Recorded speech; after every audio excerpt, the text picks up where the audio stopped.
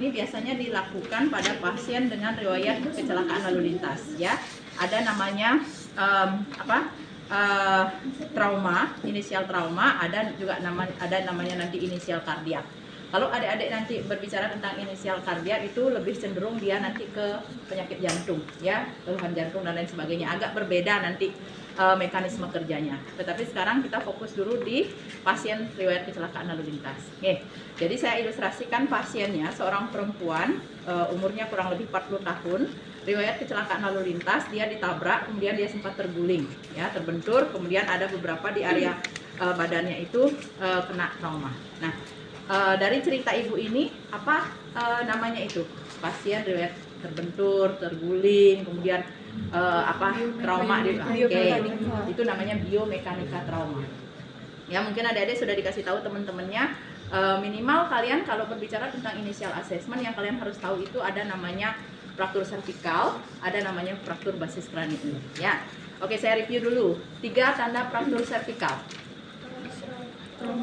Oke, trauma kapitis dengan penurunan kesadaran. Yang kedua, multiple trauma. Yang ketiga, jejak atau ada biomekanika trauma yang mendukung. Ya. Kemudian kalau fraktur basis kranium ada 6. Oke.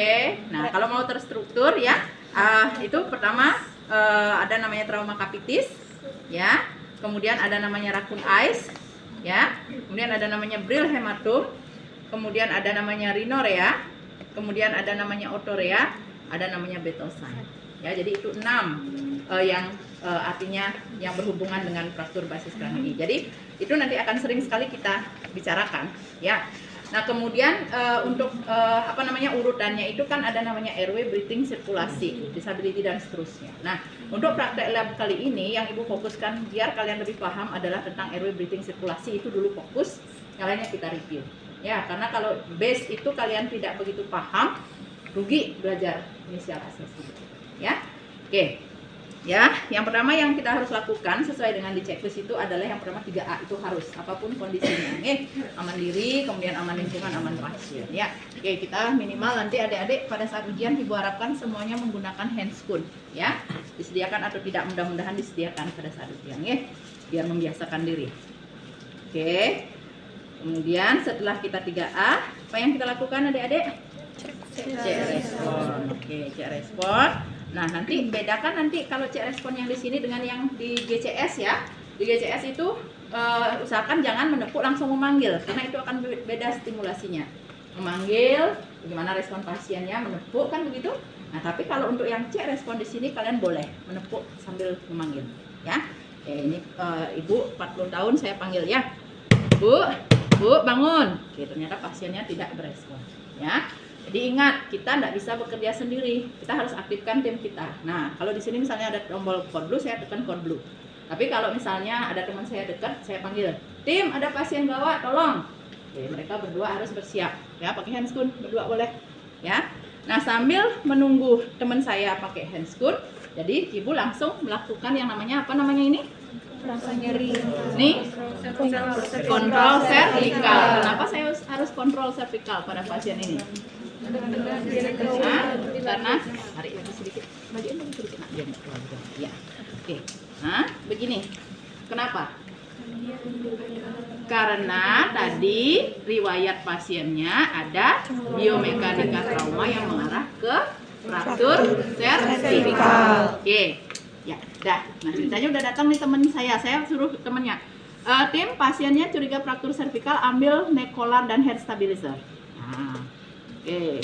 Bisa pasang neck collar, Nak? Bisa. Oke, dah. Nah, jadi begitu nanti kerjanya, ya. Ukur dulu. Nah, oke, lihat ketinggiannya. Nah, di situ.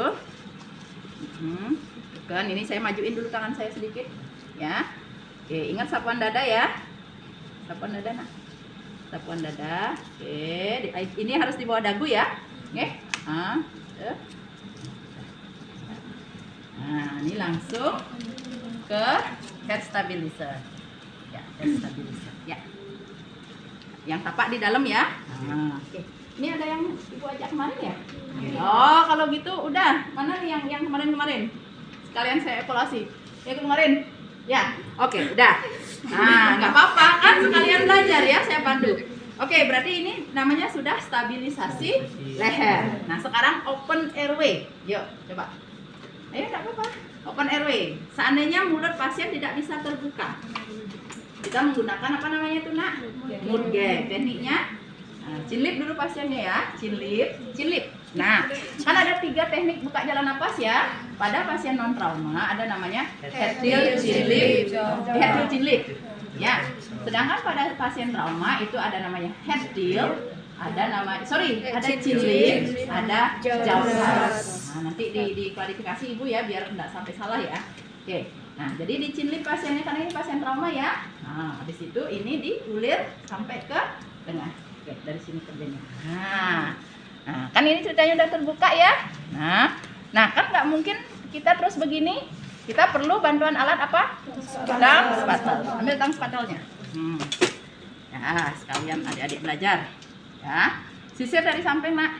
Sisir dari samping, tekan. Dah, cabut tuh mood gag-nya. Nah, ini kan juga nggak terus begini ya. Nah, ini kan pasiennya penurunan kesadaran tadi. Risiko dia lidahnya jatuh ke belakang, menimbulkan suara snoring. Kan penyulit airway yang pertama ya. Berarti kita memerlukan bantuan apa namanya? OPA. Ambil 2 ukuran OPA nak. Nah, minimal 2 ya, kalau bisa 3. Ya, ukur dulu. Nah, apakah itu pas? Apakah kecilan? Kecilan. Berarti ambil yang lebih besar lagi ya, dari ujung bibir ke cuping telinga ya. Nah, oke. Ya. Nah, coba jelaskan ke temennya caranya masang itu apa gimana modelnya? Langsung. Ya, itu kan cara langsung. Kenapa caranya langsung? Karena lidahnya sudah ditekan pakai tang spatel. Nah, sekarang kalau tanpa tang spatel gimana caranya? Nah, berarti dicin-lip dulu pasiennya. Sisir dari samping sampai metok palatung, puter. Nah, itu ya. Jadi 2 cara. Oke, kalau dia pakai tang spatel, berarti sisir dulu pakai tang spatel dari samping, kan tekan lidahnya, langsung dah masuk ke tang spatel opanya, ya. Nah, kalau dia tanpa, berarti kan harus ditekan dulu, ya, sampai mentok baru putar. Nah, di plester tidak. Ayo, di gawat darurat itu sekecil apapun tindakan adik-adik itu ada ngepeknya. Plester tidak nak? Plester, yakin di plester? Nah, coba dianalogikan, diadaptasikan ke kalian, disumpel mulutnya adik-adik, apalagi di plester gitu. Ya, kalau kita dalam keadaan tidak sadar atau mungkin setengah sadar kan tersiksa banget pasien nak. Ya, nanti kalau dia mulai sadar gimana dong? Coba adik-adik penuhin mulutnya, pakai apa gitu sampai nggak bisa nafas kalian? Ya, kan nggak bisa refleks batuk, nggak bisa. Apalagi mau ngomong, ya jelas nggak bisa. Plester apa enggak? Tidak. Ya. Jadi kalau pasiennya mulai sadar, opanya akan diapain? Dilepehin dulu. Pasti begini gerak-gerak ya. Nah, ini dicabut, tapi dia masih snoring, pasiennya diapain? Snoring. Snoring. Kan ada 3 penyulit airway ya. Saya udah pesankan ke kalian. Snoring, gargling, stridor. Nggak boleh ditukar-tukar itu nak. Nge. Dia masih snoring, tapi pasiennya mulai sadar. Jaw thrust kan nggak mungkin lama-lama jaw thrustnya. Pasang NPA. Mana alatnya? Itu namanya. Nah, ini ukurannya, kelingkingnya pasien dipakai nah. Besarnya Niki. Makanya kenapa rasionalnya, kenapa kelingkingnya pasien identik dengan besarnya lubang hidung?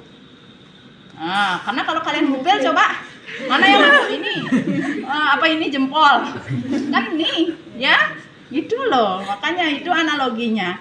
Nah ini oke.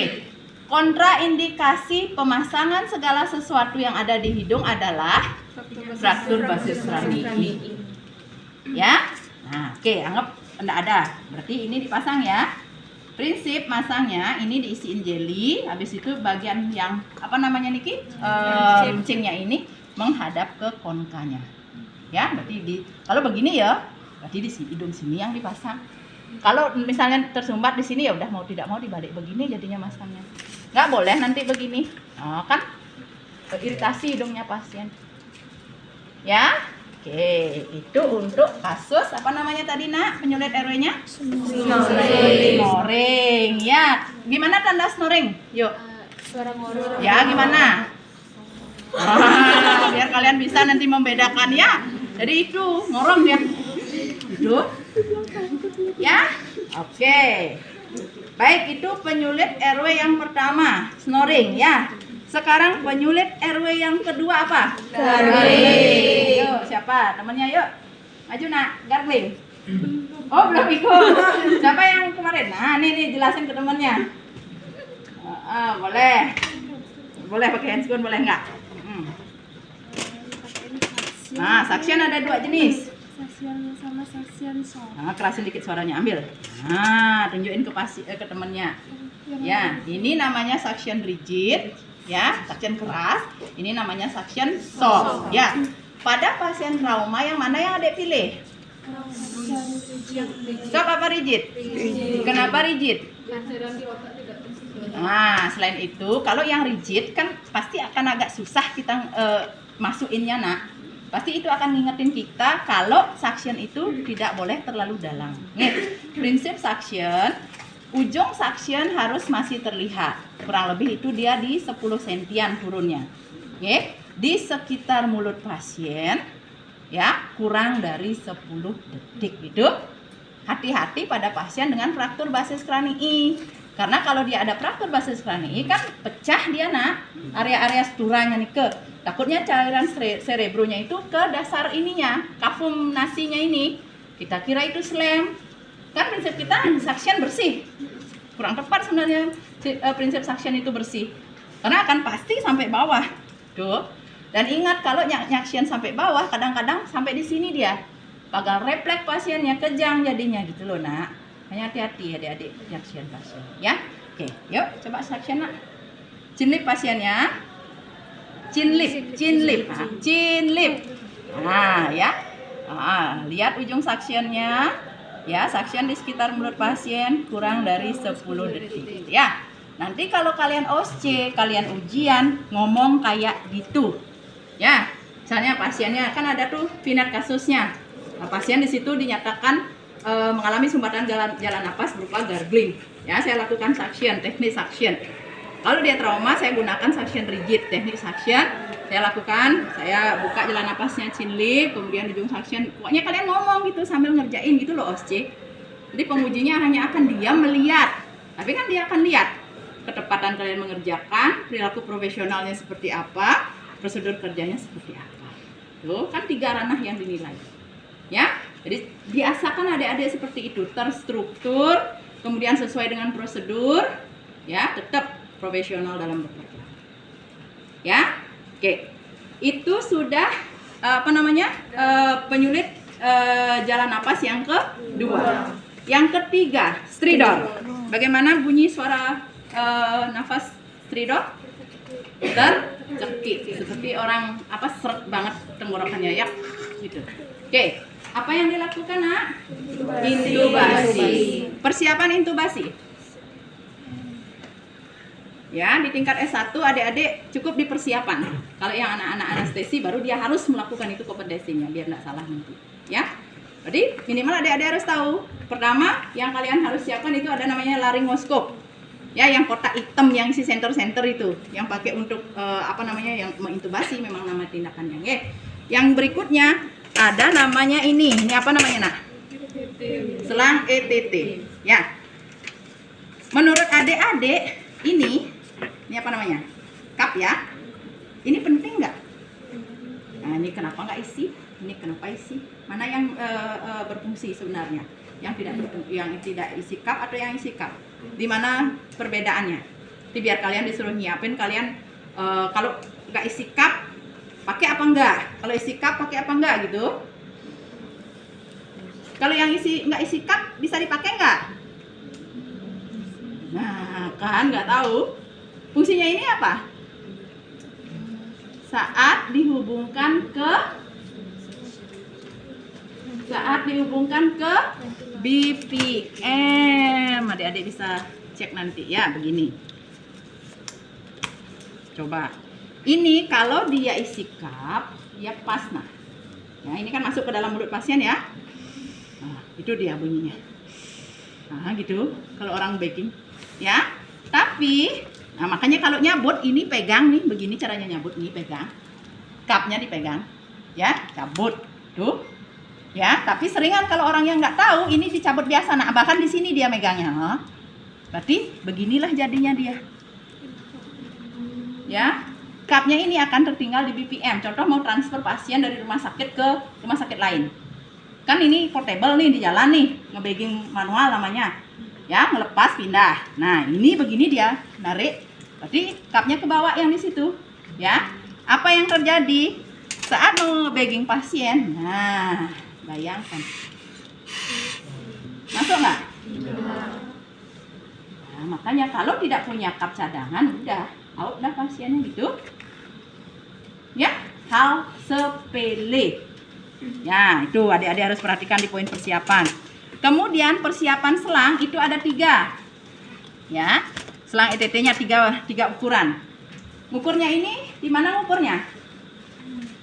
Yuk, di mana ukurnya? Ini diameternya di mana ngukurnya? Sesuai apa? Sesuai kelingking lagi gitu loh, Nak. Ya? Ini pentingnya. Nah, jadi contoh misalnya, nih, contoh nih pasiennya ya, begini caranya. Oh. Berarti ini kan kekecilan selangnya namanya. Ya, ganti selangnya. Ya. Nah, ini misalnya. Nah, kurang lebih lah. Ya. Setelah itu lihat. Oke, saya memang selang saya di 7. Ya, jadi 7. Kalau selang saya di 7, adik-adik harus nyiapin di 6,5, 7, 7,5. Ini ukurannya namanya. 7. Ini kan kelingking saya nih. Anggap nih kelingking pasien. Kan kita ceknya begini. Ah, kan mirip nih besarnya. Oh, besarnya. Ya, besar kelingkingnya sama selangnya dicocokin. Ya. Nah, jadi lihat dah nomornya 7. Berarti selang realnya kan 7, tapi kan kita nggak tahu keadaan di dalam saluran pernapasannya. Jadi yang diambil 7, 6,5, 7,5 itu yang dibawa selangnya. Kan percobaan bisa 2 kali, nah. Ya, percobaan pertama biasanya akan dimasukkan yang real dulu. Tapi kalau dia kan tahu dia ini yang udah pengalaman intubasi. Kalau dia nyangkut, berarti kan selangnya kebesaran.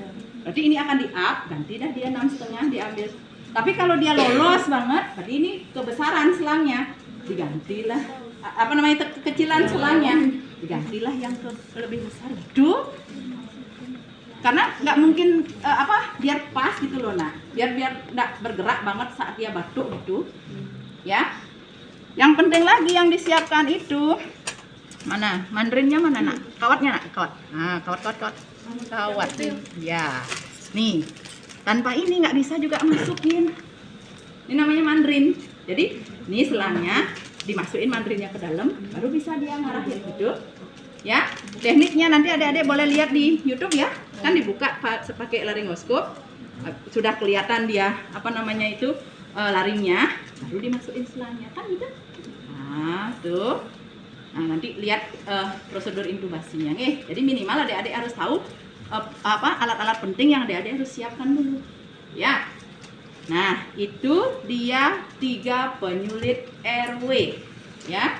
Ada namanya snoring, ada namanya gargling, ada nama stridor. Clear dulu sampai airway? Nah, buka jalan napas ada namanya head till chin lip untuk pasien non trauma, chin lip untuk pasien trauma, sama yang jaw thrust. Ya, clear sampai di situ? Clear ya? Oke, kalau belum clear tanya.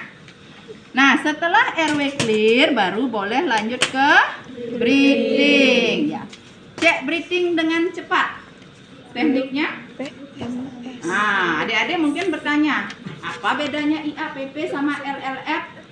Kalau IAPP itu harus ada alat apa nama alatnya? IAPP? Stetoskop. Tapi kalau LLF bisa dengan pengamatan kita sendiri, ya. Jadi LLF, ayo yang sudah. Yuk, LLF boleh.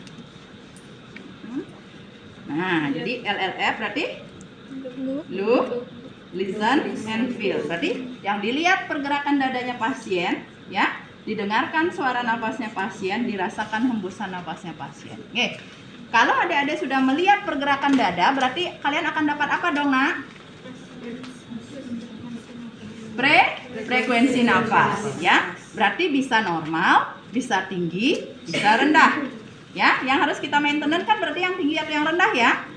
Ada namanya hiperventilasi, ada namanya hipoventilasi. Ya. Kalau dia hiperventilasi, diapain pasien? Apa dikasih? Ayo, kalau dia hiperventilasi apa dikasih pasiennya? Kalau tanda pasien hiperventilasi apa? Tandanya yang kelihatan. Nafas cepat rendah. Nah, berarti dia sesak ya. Itu namanya hiperventilasi. Berarti itu oksigennya banyak masuk apa sedikit? Sedikit. Nah, kalau udah tahu sedikit oksigennya diapain dong? Tambahin oksigen. Berarti jawabannya adalah oksigenasi. Itu jawabannya. Ya, kalau pasiennya hiperventilasi, jawabannya adalah oksigenasi. Kalau pasiennya hipoventilasi, rendah dia ventilasinya, berarti jawabannya harus di ventilasi atau di rescue breathing bisa, di bagging bisa. Nah, gitu loh caranya belajar biar ingat. Ya. Nah, sekarang kalau ini pasiennya trauma, kan tadi dia terguling, terbentur, dadanya terbentur. Berarti kemungkinan dia seseknya karena ada masalah di paru-parunya. Ya, RR-nya kita dapat dia di 30 kali per menit. Nah, sekarang adik-adik belajar tentang O2, selang O2 ya. Nah, kita lihat dulu ya, sekalian review. Ini apa namanya adik-adik? Berapa paling tinggi bisa nih? 4. Mungkin ada yang 5 atau yang 6 ya, tapi rata-rata di 4. Bisa pakai ini ke pasiennya? Bisa pakai ini ke pasiennya? Bisa, tetapi tidak ngepek. Karena kalian tidak bisa main O2 tinggi. Ya, jangan nanti mainnya gini, Bu, saya kan pasang ini dulu, nanti kalau kurang saya mau naikin, ganti lagi saya selang ya, kalau pasiennya kaya. Habis itu kan ribet kita, berapa kali kita harus ganti selang. Ya, begitu di gawat darurat berpikirnya ya. Oke, ini tidak kita pakai dulu. Yang ini apa namanya?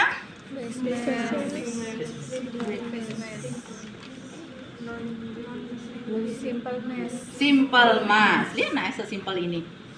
Ya, ini berapa bisa ngasih? 6 sampai 8 maksimal. Ya, boleh pakai? Boleh. Tapi kalau mau di 10 sampai 12 ke atas nggak bisa. Oke, ntaran dulu, masih punya yang lain kan gitu. Nah, kalau ini non-rebreathing. Dia akan penampakannya sama dengan rebreathing. Sama begini dia penampakannya. Cuman bedanya kalau dia non-rebreathing ada apa di dalamnya, Nak? Nih. Nih, kenopnya ini yang akan membedakan dia, Nak. Oke? Non-rebreathing karena ini ada kenop, berarti tidak akan nyampur dia antara CO2 dan O2-nya gitu. Tapi kalau dia rebreathing kan kenopnya dihilangin. Berarti O2 dan CO2-nya bisa nyampur gitu artinya. Ya, hati-hati walaupun awalnya dia non-rebreathing, saat kalian nyuci kalian sampai nyabut kenopnya dan nggak dipasang lagi, ya udah rebreathing lah jadinya dia gitu. Ya, makanya adik-adik kalau nyiapin alat tuh bener-bener dilihat gitu loh. Bener nggak udah kenopnya masih ada di dalamnya. Ya, oke, anggap ini kita kasih dulu ya ke pasiennya. Ya, teknik masang dan lain sebagainya adik-adik pelajari lagi. Mau dikasih berapa nih pasien? 13. Oke, 13 boleh ya. 10 paling rendah ya kalau main non-rebreathing ya. Jangan main di 8, rugi. Kasih 10, 11 atau 13 lah. Observasi tadi 30, oh sekarang dia 26 atau 28. Ya. Naikin boleh sampai 15. Oke. Nah, ternyata mentok 26 atau 28 nggak bergerak lagi dia. Berarti maintenance nggak namanya itu O2-nya? Ngefek nggak? Tidak. Berarti ada penyulit breathing namanya. Ya. Ada 4 penyulit breathing. Tension pneumothorax, open pneumothorax, Oke. Yuk, siapa yang mau bantu saya IAPP? Siapa lagi yang ikut saya kemarin? Ayo. Yuk, siapa lagi? Sudah ada? Ya udah, yuk maju nak. Nggak apa-apa. Ya kan bagus belajar. Nih. Ibu ajarin. Kita akan main dari sana, biar gini. Ya. Yang pertama kita akan main tension pneumothorax. Oke. Nah, ceritanya pasiennya ini terbentur di area dada kiri. Ya. Sesek, jejas, retraksi otot dada, paru-paru kolaps itu milik bersama datanya. Ya, artinya itu bukan data signifikan.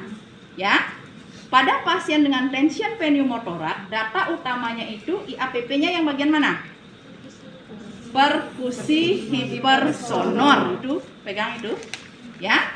Nah, berarti inspeksi ada jejas di dada kiri, auskultasi paru kolap, okay? Palpasi mungkin tidak ada krepitasi karena dia tidak rancu antara chest. Ya. Perkusinya dia itu hipersonor, lebih nyaring dia dari paru yang lain. Oke. Apa nama tindakan yang bisa dilakukan di pasien, Nak?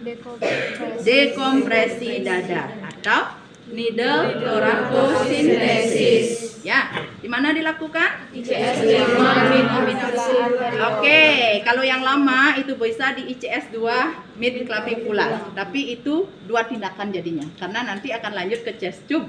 Nanti dia di ICS 5 mid axilla anterior. Dua kali kerja jadinya kan?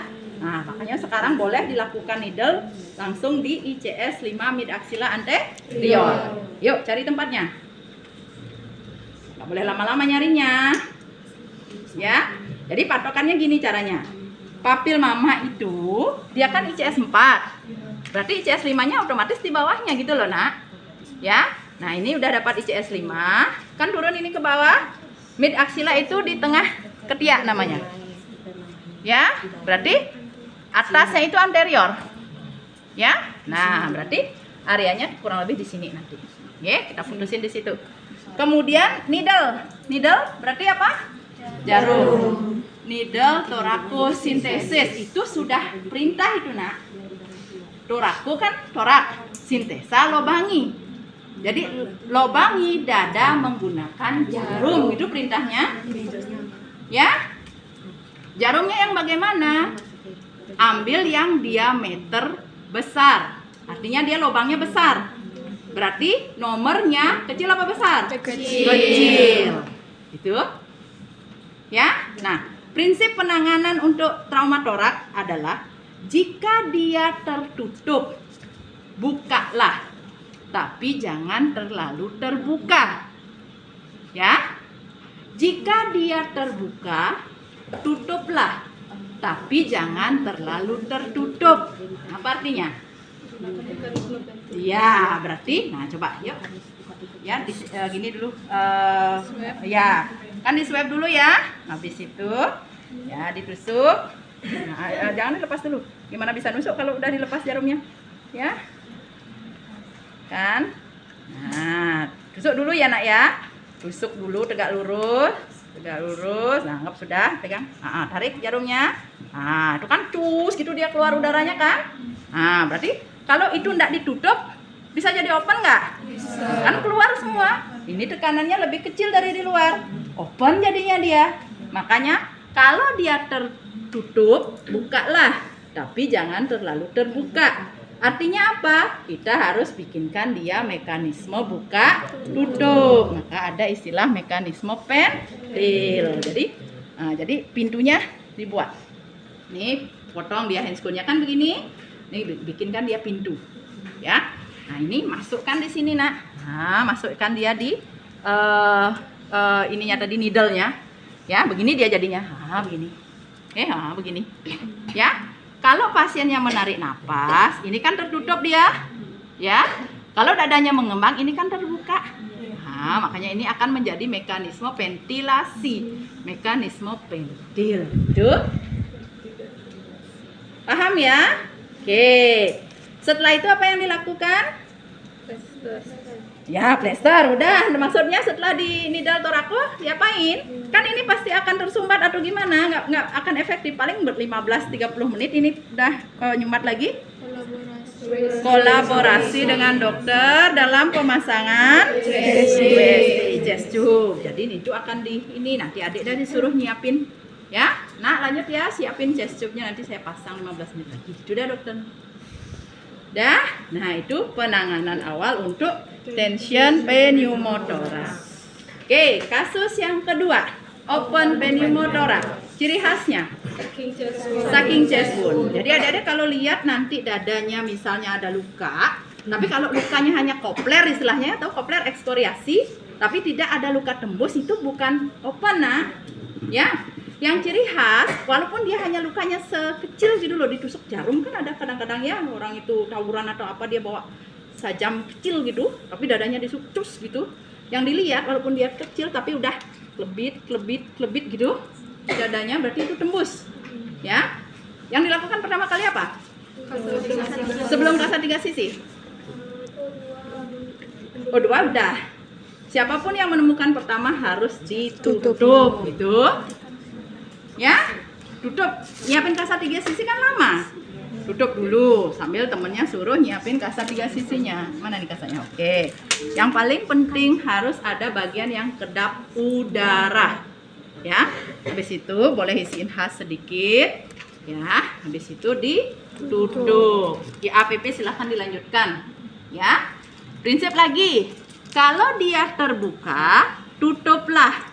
Tapi jangan terlalu tertutup. Berarti plester semua kah? Ya, berarti plesternya di 3 sisi.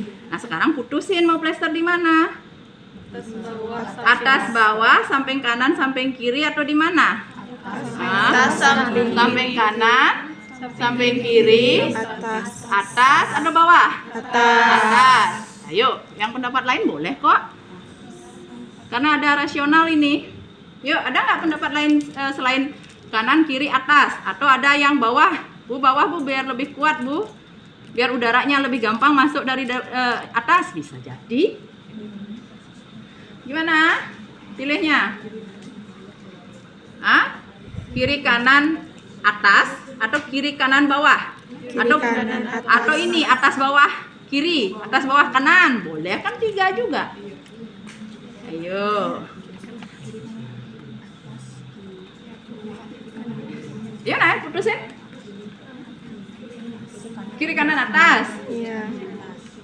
Jangan suara terbanyak. Dalam hal gawat darurat nggak ada pilihan suara terbanyak, nak. Semua harus ada rasionalnya. Ya? Yuk, di mana? Kiri kanan atas. Kiri kanan atas. Sepakat? Kenapa? Karena darahnya ngucur. Ya, karena kita berpatokan pada gaya gravitasi. Ingat di sini kan ada luka ya, nak ya? Kemungkinan ada cairan darah yang keluar. Darahnya pasti kan turun dia, nggak mungkin ke atas. Nah, kalau kalian tutup di bawah, nih, mandek dia. Dalam sekian menit, ini kan udah jadi media kuman.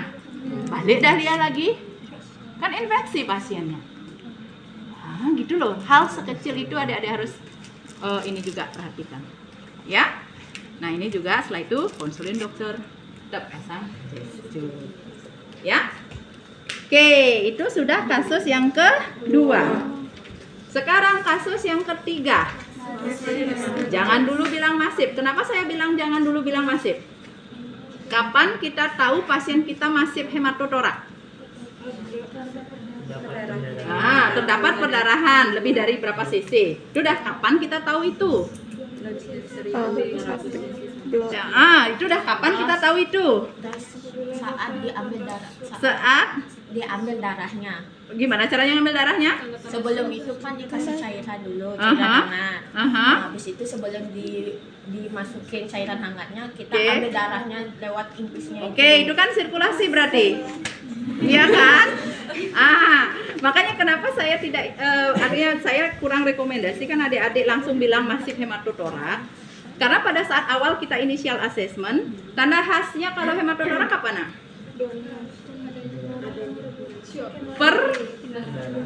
Itu beberapa faktor yang mengarahkan.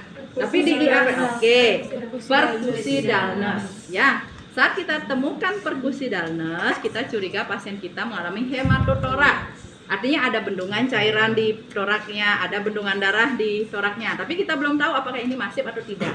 Ya, kira-kira kapan kita tahu? Oh, sekian loh tertampung darahnya. Coba, kapan? Setelah dipasang WSD. Ya. Itu loh nak. Itu loh. Ya, sepele kan? Tapi itu bermakna. Ya nanti kalian nggak didebat sama dokternya. Dari mana adek tahu itu udah masif hematotorak? Ya kan Dalnes dok.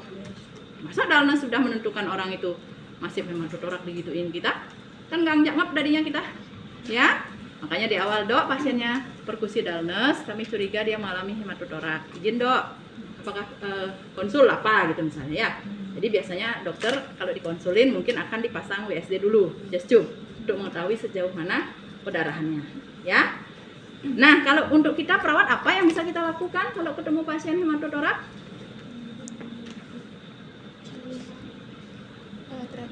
Terapi cairan gitu loh. Adik-adik jangan tinggi banget pemikirannya ya nak ya. Di gawat darurat tuh gampang banget belajarnya. Kalau pasiennya lapar, kasih makan gitu.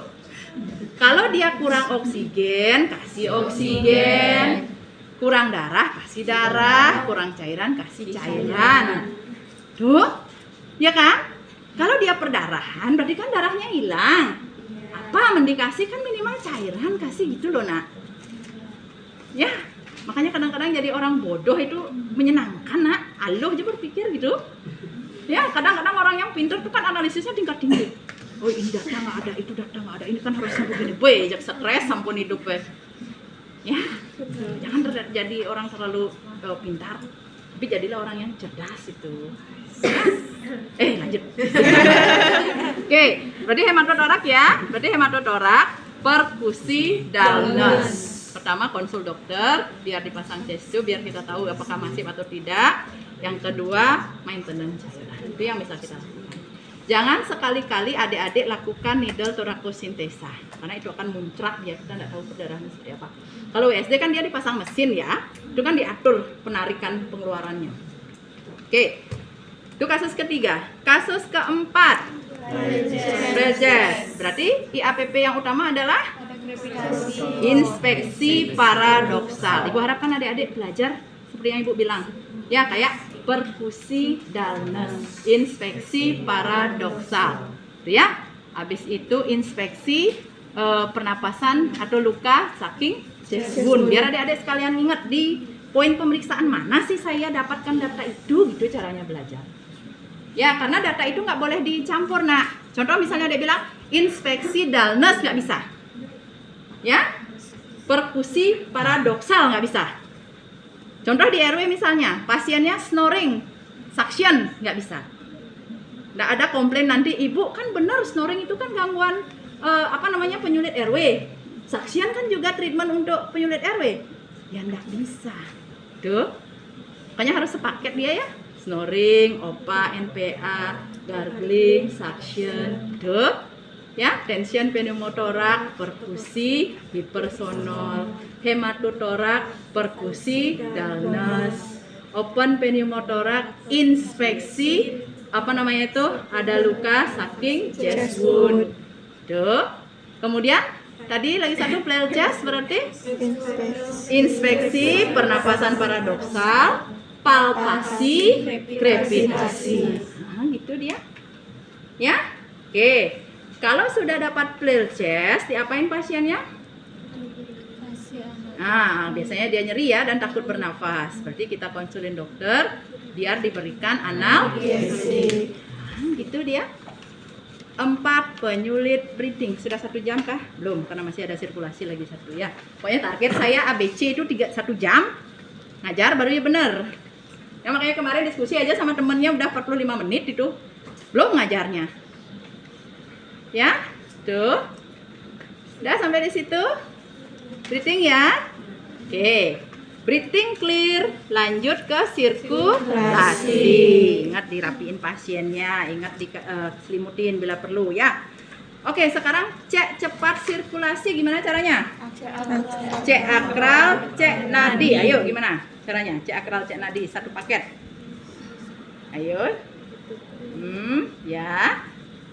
Nah, nggak usah 1 tangan. Mana tanganmu? Sini nak. Nah, ini cek akral. Begini ya. ini Cek Nadi. Nah, makanya kalau kalian megang tangan pacarnya biar tahu pacarnya kengken kondisinya, gini caranya, sayang.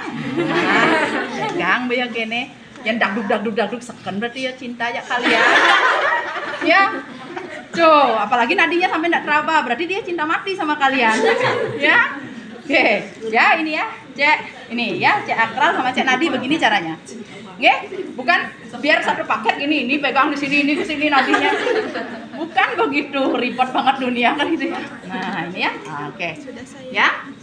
Berarti kita akan dapat kalau pasien kita mengarah ke shock hipovolemik, biasanya tachikardi apa bradikardi? Tachi ya dulu ya, naik dulu biasanya ya. Nadinya pasien dingin, akralnya, nadinya kok dingin. Nadinya cepat, ibunya mulai oleng. Ya, nadinya cepat, akralnya dingin. Oke, apa yang kita lakukan? Cairan. Oke, kemarin saya udah jelasin belum cairan? Sudah, yuk. Siapa nih? Nggak usah dirumuin, saya sering dapat telepon dari SIM calling itu ibu nggak ngerti. Ada bener, kayak ada scam gitu, tapi ibu nggak pernah ngerumuin, biarin aja. Yuk, cairan. Ya, jelasin ke temannya apa yang harus apa yang harus dikasihkan ke pasiennya, terutama di persiapan. Sampel darah. Ya, itu harus ada. Cairan isotonik 2. Cairan isotonik 2. Di situ kan. Set sama blood set. Jelasin dulu infusion set sama blood set ke temannya.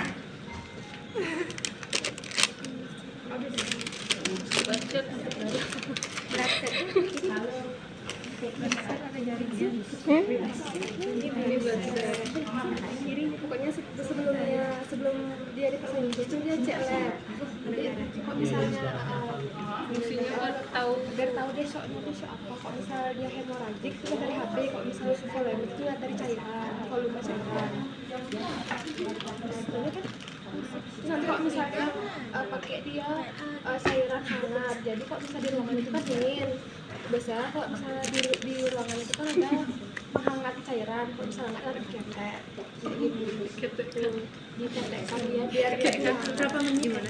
Sampai dia hangat, sampai suhu ruang. Sampai hangat suhu ruang. Hangatnya tuh nggak kayak air mendidih. Iya. Ininya berapa? Nah, berarti alat yang harus ada apa aja tadi, Nak? Nih. Ini sama nggak menurut adik-adik? Sama nggak? Beda. Yang ini untuk apa? Blood cell. Pemberian darah ya. Yang ini untuk pemberian cairan. Kalau kalian nanti hanya punya ini 2 dalam keadaan gawat darurat yang pertama itu boleh dipasang, tetapi dengan catatan kalau mau ngasih darah jangan sama sekali ngasih dengan ini gitu artinya. Mau tidak mau kalau mau ngasih darah harus diganti gitu loh, Nak. Ya jangan nanti enggak apa-apa kan udah kadung dipasang, pasang aja. Ya, menggumpal darah pasien kan emboli, dia mati pasiennya gara-gara emboli jadinya. Ya. Tapi jika nanti hanya punya ini aja 2, enggak masalah. Karena ini kalau pasang cairan juga enggak apa-apa gitu loh. Tapi kalau masih bisa diusahakan ya udah ini dulu ya. Oke, cairan isotonik yang dihangatkan. Seperti tadi temannya bilang kalau nggak punya penghangat ya mau tidak mau diselimutin atau ya diketekin ya, biar cepat gitu. Oke, sama tadi nih. Ini untuk apa tadi? Oke, ambil darahnya sebelum atau sesudah pasang cairan? Sebelum. Kenapa kita perlu ambil darah? Pertanyaan saya. Kenapa HB pasien harus dicek? Karena tadi kan ada perdarahan ya, bisa ya dari hipovolemik bisa mengarah ke hemoragik. Patokannya adalah HB. Nanti cek telepon ke bagian labnya ya. Hasil labnya udah keluar belum, HB-nya berapa. Nah kalau HB-nya rendah konsul sama dokter, dok HB pasien sekian ya, sambil dikonfirmasi kan tadi udah kita pasang nih. Nah nadinya tadi misalnya 130, sekarang dia mentok di 120, berarti kan nggak maintenance namanya. Cari penyulit sirkulasi. Berarti apa yang menjadi penyulit sirkulasi? Sumber-sumber perdarahan ya. Kepala misalnya ada bocor, di dep dia. Tadi di sini misalnya hematotorak ya. Kemudian di sini misalnya ada trauma abdomen, ya. Cedera pelvik, harusnya di estrikasi adik-adik udah diajarin cedera pelvik ya. Kemudian fraktur femur, ekstremitas, fraktur retroperitoneal gitu. Ya. Itu semua harus distabilisasi, diestrikasi dia. Diikat, dibidai. Nah, gitu. Ditampon itu dia di situ. Ya. Nah, tuh baru kemudian kalau sirkulasinya sudah kita tangani seperti itu, laporkan sama dokter. Apakah mau ditambahin pakai darah atau tidak pasiennya. Nah, gitu dia. Airway, breathing, sirkulasi. 3. Ya. Setelah semuanya mulai stabil, baru masuk ke disability. Disability ada 3 komponennya apa saja? GCS, ya, pupil, kekuatan otot dan lateralisasi. Ya, di GCS nanti benar-benar dicek. I-nya kayak tadi, dipanggil berapa kan gitu ya, rangsang nyeri berapa. Ya, itu jangan sepaket nanti diiniin pasiennya, ditepuk sekalian dipanggil, nggak bisa. Gimana mau menerjemahkan itu? Ya. Kemudian pupil. Ring normal pupil berapa? Ring normalnya 2 sampai 3 mili. Berarti kalau dia di bawah 2 mili disebut di bawah 2 mili. Bedakan. Isokor, anisokor itu dikonstriksi. Nah, ya, jika dia kontriksi sama-sama, ini namanya isokor. Kalau ini diem saja, ini bergerak, ini namanya anisokor gitu. Ya, membandingkan kontriksi kanan kirinya isokor anisokor. Tapi sekarang kalau ukur berapa mili, kalau dia kurang dari 2 mili disebut dengan meiosis. 3 sampai 5 mili disebut dengan medriasis. Lebih dari sampai 5 mili itu masih medriasis ya, sampai lebih dikit itu disebut dengan dilatasi. Tapi kalau dia sampai habis matanya, putih semua, itu disebut dengan dilatasi maksimal. Mati pasien. Tuh, ya. Tuh, habis itu lateralisasi, kekuatan otot ya. Nanti adik-adik belajar saraf. Kalau di sini cedera, biasanya lumpuhnya di area kiri. Ya. Menyilang dia pokoknya. Oke, itu disability. Exposure. Kemarin ekstrikasi udah belajar log roll kah adik-adik? Sudah. Jadi di log roll ya pasiennya. Bedakan antara memiringkan pasien dengan melogrolkan pasien. Pasien non trauma itu miring. Sendiri bisa miring pasiennya. Ya. Tapi kalau pasien trauma itu logrol, harus ada yang fiksasi leher. Harus ada yang megang area badan, area ekstremitas gitu. Ya, harus ada benar-benar signifikan itu di trauma nak. Ya, oke. Habis itu exposure sudah. Habis dievaluasi dulu ya. Lihat airway-nya, breathing-nya, sirkulasi dan seterusnya. Ya. Habis itu masuk ke polycatheter. Indikasi kontraindikasi ingat ya. Apakah pada pasien perempuan dilakukan RT? Tidak. Kenapa tidak? Nah, jangan nanti kalian semua dilakukan ya, dicolok dubur, pasiennya dicari loh. Ibu ini prostatnya hilang gitu. Ya karena dari awal emang nggak diberikan sama Tuhan gitu. Ibu ini kontraindikasi bu, melayang banget ini prostatnya. Karena dia perempuan.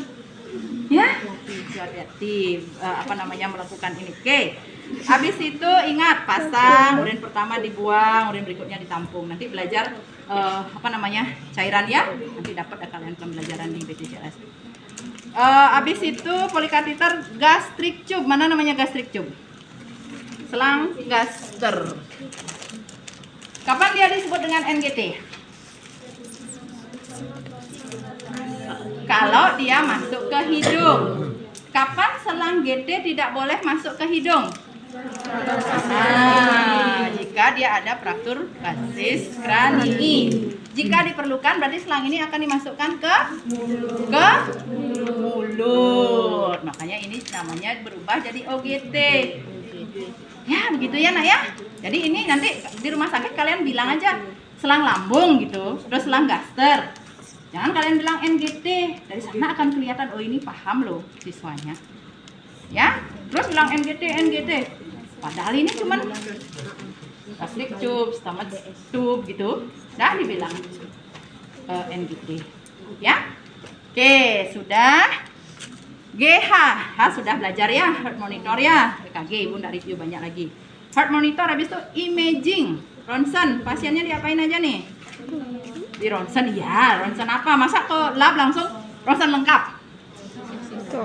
CT scan kepala leher, ronsen toraks, USG abdomen, ronsen pelvic, ronsen ekstremitas. Tergantung kebutuhan, ditulis di situ nanti karena situ biasanya ya. Oke. Habis itu imaging. Nah, habis I kan reevaluasi lagi ya. Baru masuk ke secondary survey, anamnese. Empel kompak belajar itu, ya. Habis itu head to lagi yang belum diperiksa. Colok semua lubang-lubangnya pasien, siapa tahu ada perdarahan yang kita tidak tahu. Buku-bukunya nih, jari satu jari aja nanti patah, bahaya juga. Ya. Habis itu siapkan rujukan. Mau ngerujuk pasien nih, berarti adik-adik harus nyari rumah sakit yang ada apanya. Ini pasiennya kan multiple trauma nih. Yang ada apanya kalian cari rumah sakitnya? Ruang operasi, ada ruang operasi. Tapi yang harus dicek apa? Spesialisnya, ya. Tanya, nih untuk kepalanya nyari spesialis apa? Bedah kranial atau bedah saraf minimal, ya. Habis itu di sini nanti biar bisa nelpon. Saya punya pasien dengan multiple trauma ini, kami membutuhkan OK dengan spesialisasi ini kan gitu kalian ngomongnya. Ini bedah apa di sini? Bedah toraks. Ini bedah apa di sini? Bedah abdomen atau gastro. Nah, ternyata ini juga terbentur nih area pelviknya ini tadi tuh. Berarti di sini ada perempuan nih. Konsul Obgyn. Lagi? Di sini ada apa lagi? Konsul? Konsul kulit dan kelamin. Diapain? Ah? Ayo, di sini nih ada apa lagi? Apa namanya tuh? Konsul uro. Ya kan bedah urologi ya. Terakhir baru ngomongin ortopedi. Jangan orto pertama di iniin, orto ntaran aja dulu. Ya. Nah, ini bedah saraf, bedah toraks, bedah gastro, konsul Obgyn, konsul uro, ortopedi. Itu yang adik-adik harus cari. Ya. Berarti operasi besar ini. Habis itu setelah operasi kita butuh ruang apa? Rawat inap. Ruang ICU. Bedakan antara inap sama ICU ya. ICU dengan spesifikasinya ICU dengan ICU banyak ada ICU. ICU dengan apa yang kalian butuhkan? Nah, ventilator. Aduh. Nanti ada ruang ICU-nya tapi ventilatornya nggak ada. Nggak bisa juga, Nak. Habis operasi pasiennya kan pasti diintubasi dia. Gimana caranya? Siapa mau bagging 24 jam kali sekian? Itu loh rasionalnya. Menyelamatkan pasien tuh banyak sekali pemikiran yang harus kita pikirkan gitu. Ya? Nah, itu begitulah melakukan initial assessment. Oh, berapa jam itu sudah? Sejaman lah kurang lebih.